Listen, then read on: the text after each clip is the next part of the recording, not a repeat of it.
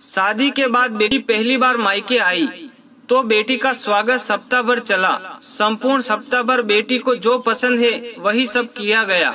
जब बेटी वापस ससुराल जाने लगी तब पिता ने बेटी को एक अगरबत्ती का पूड़ा दिया।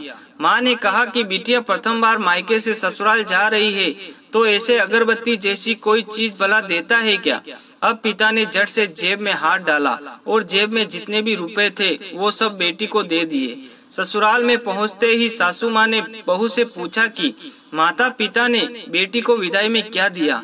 जब उन्हें अगरबत्ती का पूड़ा भी दिखा तो सासू माँ ने बहू को कहा कि कल पूजा में यह अगरबत्ती लगा लेना। सुबह जब बेटी पूजा करने बैठी तो उसने वह अगरबत्ती का पूड़ा खोला जिसमें से एक चिट्ठी निकली। चिट्ठी में लिखा था, बेटी यह अगरबत्ती स्वतः जलती है मगर संपूर्ण घर को सुगंध से भर देती है। इतना ही नहीं, यह आजू बाजू के वातावरण को भी अपनी महक से प्रफुल्लित कर देती है।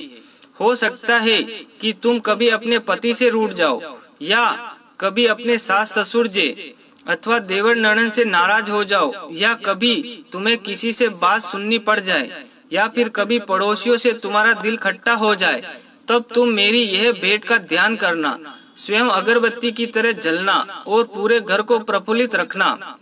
तुम स्वतः सहन कर ससुराल को अपने व्यवहार और कर्म से सुगंधित करना। बेटी चिट्ठी पढ़कर फपक फपक कर रोने लगी। सासू माँ लपक कर आई। पति और ससुर जी भी पूजा घर में पहुँचे जहाँ बहू रो रही थी। अरे हाथ में चटका लग गया क्या, ऐसा पति ने पूछा। क्या हुआ यह बताओ, ससुर जी बोले। सासू माँ आजू बाजू में देखने लगी तो उन्हें